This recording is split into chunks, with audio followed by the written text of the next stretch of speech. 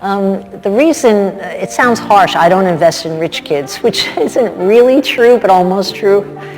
Because rich kids on Shark Tank come with a couple of attributes that disturb me, okay? And then I'll go on to my own rich kids in a minute. They're not in the audience, are they? Okay. Rich kids come in with a couple of disadvantages, I feel, okay? They've had the right jobs because they had the right contacts. So they had the right apprenticeships in right companies in their summer months when they're teenagers. You know, they get the right introductions, okay? Poor kids are usually waiting tables and scrapping, dealing with customers, spilling coffee, and getting shouted at. A little different, okay? Rich kids, when starting businesses on Shark Tank, the ones I see on Shark Tank typically have gone to the finest schools. And what comes with going to the finest schools, especially business schools, what comes is a certain attitude that they know it. That's a dangerous attribute to have in anything when you're starting out in anything.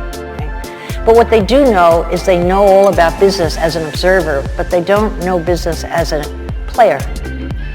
Whereas poor kids tend to have had hardship.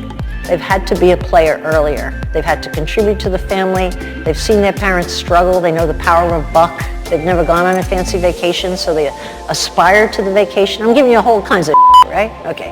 But I do believe in it.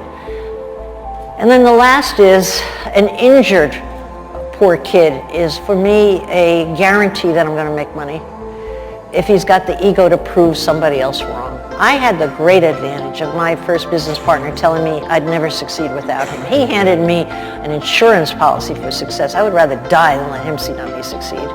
And so I have many of my partners. Sabin never had a dad, okay? And his dad looked him up once he became halfway famous on Shark Tank, wants to start a relationship again. You know, Sabin's making a lot of money.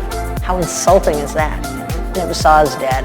I have injuries in a lot of my best entrepreneurs, and it fills you with passion to prove something. You know, love of money doesn't make a good entrepreneur. Most great entrepreneurs really aren't focused on the money at all. It kind of just happens because they're focused on being phenomenally successful.